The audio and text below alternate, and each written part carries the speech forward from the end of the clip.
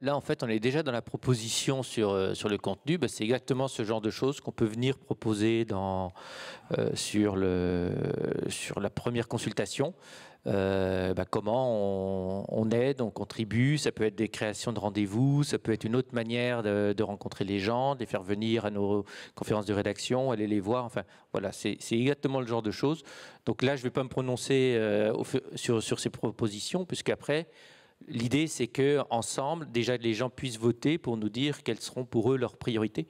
Et puis après, qu'on construise ensemble, je ne sais pas comment on l'appellera, ce sera peut-être une charte éditoriale de l'engagement ou de l'impact. Enfin, on verra comment on l'appelle, mais voilà, c'est ce genre de proposition qu'on attend de vous. OK. Sur la valorisation de bonnes nouvelles, ça revient à chaque fois, en permanence. Il n'y a pas un dîner, un échange lecteur où on ne parle pas de cela. Ma réponse souvent, c'est de montrer nos dernières unes à travers l'appli sur l'iPad et de montrer que finalement, on le fait beaucoup. On parle beaucoup des bonnes nouvelles actuellement. Moi, je trouve, et ça me frappe, c'est un effort quotidien dans les éditions de valoriser les bonnes nouvelles, de les mettre en avant, de les raconter. Mais il n'est pas suffisamment perçu. Je pense que ça s'explique parce que naturellement, les gens vont avoir tendance à retenir plutôt les mauvaises nouvelles. Ils sont les premiers à dire qu'ils en veulent plus, mais en même temps, ils y accordent peut-être moins d'importance ou les retiennent moins. Donc il y a cette question de, peut-être pas d'en faire plus sur les bonnes nouvelles, mais effectivement, comment mieux les valoriser. Il y a une première réponse qui a été la liste de lecture que l'on a faite dans l'appli, qui s'appelle, je ne sais plus comment elle s'appelle, mais une liste de lecture qui répertorie précisément.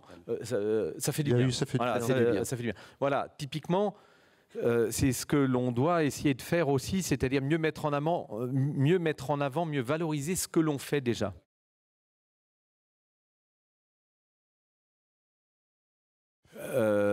Oui, alors on peut retourner la phrase et de se dire si finalement une initiative collective comme celle-là, elle ne peut pas nous aider dans des étapes comme celle-là, qui sont des étapes délicates. Moi, je suis assez frappé de ce que, dans les derniers échanges que j'ai pu avoir avec des lecteurs, finalement, quand on les emmène sur ce terrain-là, celui de nos échanges de ce matin, celui de ce projet-là, finalement, il y a quand même une prise. Alors, je ne nie pas le niveau de l'augmentation, les difficultés que ça peut poser. Il y a le calendrier, quoi. Mais il y a le calendrier. Mais finalement, derrière tout ça, il y a quand même beaucoup de valeurs aussi. Et d'une certaine façon, je trouve qu'un projet comme celui-là peut nous aider à franchir et à mieux expliquer. Parce que quand on ramène, un lecteur me disait avant-hier, quand on ramène la problématique actuelle à celle et notamment celle de l'augmentation du tarif, par exemple à la nécessité de travailler les fake news, qui est un phénomène nouveau, qui n'a pas fini, qui a connaître une grande ampleur. Quand on explique tout ça, quand on explique le boulot que ça suppose, et finalement derrière, ça a un coût, ça a une valeur, je pense que les gens comprennent mieux. Je ne dis pas que c'est facile, mais je pense que les gens comprennent mieux quand on explique mieux ce que l'on fait et ce que l'on va faire. Sauf Gabriel, qui a une question de calendrier. Votre augmentation, c'est le 1er juin. Ouais. Donc, est-ce qu'avant le 1er juin, vous allez lancer enfin, tu le dis entre les lignes d'ailleurs dans ton courrier que tu as envoyé au lecteur, mais est-ce que vous allez lancer une première communication pour dire voilà la nouvelle voie qu'on vous propose? Oui. Oui. Moi, je pense que oui. Le moment fort de la communication se fera sans doute en septembre au moment du 75e anniversaire. Mais dès maintenant et dès lundi, on va envoyer un communiqué de presse. Et puis je pense, mais j'y reviendrai tout à l'heure, que chacun d'entre nous doit y aller dès maintenant. Allez-y sur les réseaux sociaux, allez-y auprès de vos proches, etc. Oui, je pense que le bon timing, c'est dès maintenant. D'accord. Et je pense aussi d'ailleurs que dans nos communications de nos offres marketing de recrutement des abonnés, on est beaucoup dans le prix. Et c'est normal, on parle beaucoup de prix et le prix, c'est important. Mais je pense que cette initiative, ça nous permet aussi de parler d'autres choses. Donc plus de contenu, plus de fond, plus d'utilité sociale, on le disait. Et je pense que ça, c'est aussi une attente des personnes qui veulent rejoindre la communauté, j'ai envie de dire, Webinaire. Et pour créer de l'adhésion, vous avez un nouvel angle là. Oui, bien sûr.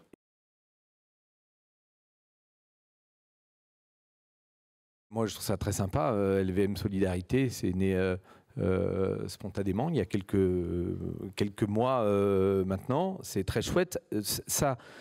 Ça montre à quel point il y a une aspiration dans la société, et notamment de la part des jeunes, de contribuer à l'amélioration du collectif. Ça, c'est vraiment un truc qui existe à cette génération-là, et peut-être moins aux générations d'avant, dont je fais partie. Mais là, on a un potentiel et une force dans cette génération-là, et ça donne, et ça donne des projets comme cela.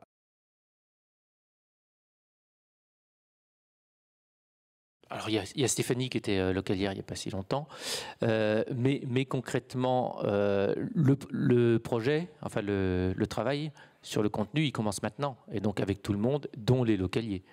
Donc là, on était vraiment plutôt dans le côté, la structuration, le cadrage du projet. C'était sur les grandes options, les grands choix. Donc c'est aujourd'hui qu'on va commencer à décliner tout ça localement. Donc, dans chaque équipe oui, dans toutes les équipes, toutes les équipes vont pouvoir se réunir, travailler sur le projet et venir enrichir la plateforme. Et c'est ce qu'on va faire maintenant. Autrefois, on faisait des groupes de travail. À la rédaction, on travaillait beaucoup en atelier, on faisait des groupes de travail sur chaque sujet. Là, quand on a commencé à imaginer la suite, on a recommencé à se dire des ateliers, puis à un moment donné, on s'est dit non, il faut que tout le monde ait la possibilité de dire ce qu'il en pense et donner, faire des propositions. C'est là que ça commence. Et donc, c'est maintenant que tout le monde va pouvoir apporter. Le cadre, aujourd'hui, il est très large et on ne fait que commencer.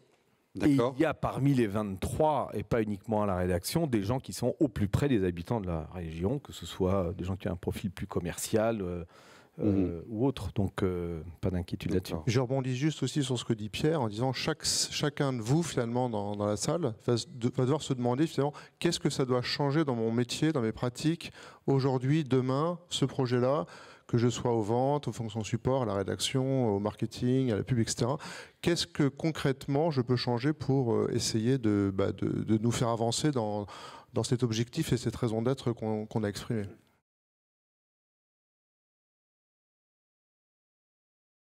Il faut l'écrire sur la plateforme. Je pense qu'effectivement, elle est là pour ça. D'ailleurs, on avait hésité avec une opération comme celle-là, comme première mobilisation. Ben voilà, c'est typiquement à proposer, à voter. Oui, bien sûr. Puis tu parles des blisters des journaux. Ben, c'est un sujet d'actualité aussi. Voilà, on doit... Alors, pas simple, hein, les blisters des journaux, les nouveaux blisters. Je ne sais pas si Philippe est... Il est là, Philippe. Il en parlerait mieux que moi. Chaque fois qu'on réévoque le sujet, je lui dis alors tu t'y mets quand nouveau blister éco-responsable machin. Il me dit bah, ça coûte 3 à 4 fois plus cher que les blisters actuels. Je dis bon d'accord. Et 3 semaines après, je reviens en disant alors t'as pas trouvé des trucs un peu moins chers, etc. Bah, c'est très concrètement ces questions-là qui se posent. Mais je pense qu'à un moment, à partir du moment où on initie une démarche comme celle-là, forcément, on va passer à des blisters peut-être un petit peu plus chers, mais éco-responsables. Donc sur la plateforme, n'importe qui pourra faire des propositions de sujets. Oui, bien sûr. D'accord. Oui. Okay.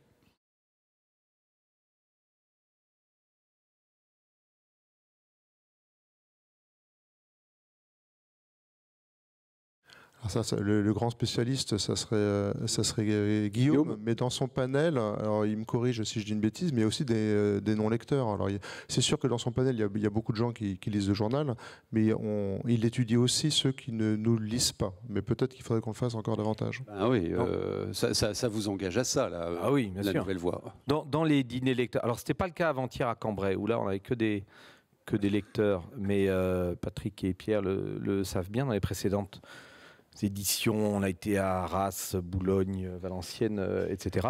Il y avait à chaque fois des non-lecteurs ou des lecteurs réguliers ou des anciens lecteurs. Voilà. Donc, bien sûr, c'est très important de les écouter également. Et puis, je pense que la plateforme servira aussi à ça. C'est pour ça qu'elle s'adresse à tout le monde, tout le monde.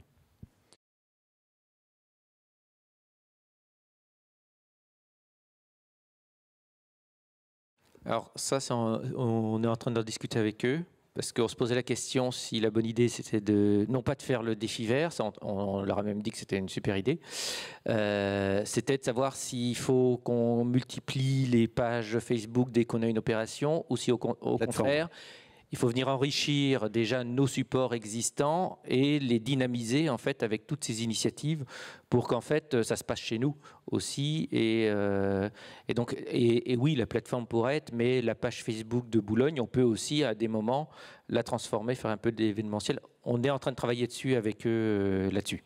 Parce que la difficulté, c'est si on commence à créer, à chaque fois qu'on fait une initiative, une page Facebook, comme j'espère bien qu'on va en faire beaucoup des initiatives, après, il faut les gérer, qui les surveille, quand est-ce qu'on arrête, etc. Il vaut peut-être mieux se concentrer sur nos supports et, comme disait Bruno, se poser la question de à quel moment on passe à autre chose, à une autre initiative, comment on suit, etc. Donc on va regarder comment, avec les supports actuels, on peut faire vivre ce projet qui est un très très bon projet. Il y a un point important qui est celui de l'impact. On en a parlé un peu. C'est qu'on doit donner de la force et de la visibilité à ce que l'on fait. Et c'est pas du vernis, c'est pas du marketing, ou pas que, mais il en faut un peu aussi. Donc, et c'est vachement bien des initiatives comme celle-là, mais c'est vrai qu'à un moment, il faut arriver à ce qu'elle soit une partie d'un tout. Et c'est ça qui nous permettra de donner plus de visibilité et de force au message. Ouais, bien sûr.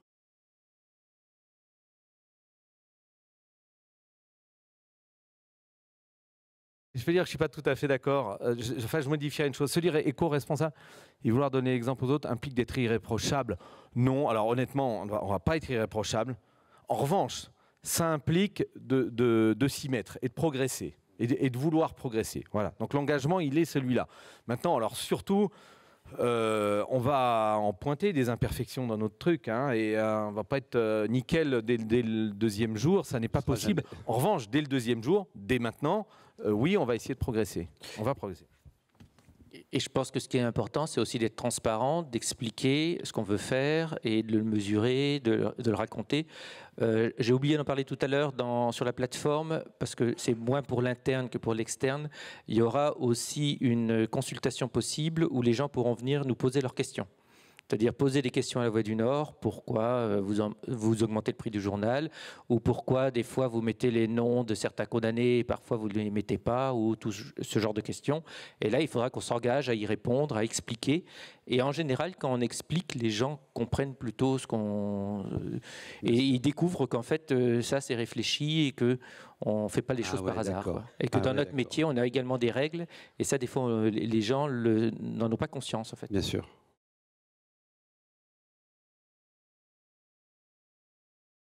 Alors, dans le choix, et ça, je pense que on y a évidemment réfléchi, dans la plateforme qu'on a pris, finalement, on a dit comment on peut prévenir ça. Et donc la société, c'est Cap Collectif qui nous fournit la plateforme, celle d'ailleurs qui a été utilisée pour le grand débat national et qui a aussi été utilisée pour les états généraux de la bioéthique, sur lequel voilà, les prises de position étaient radicalement différentes et pour lesquelles finalement ils ont réussi par la construction même de la plateforme à éviter ce qu'on retrouve sur Facebook ou sur les réseaux sociaux en termes soit de lobby dans un sens ou de haine dans l'autre. Donc la construction de la plateforme permet de limiter au maximum ce genre de comportement et on sera évidemment hyper attentif à ça.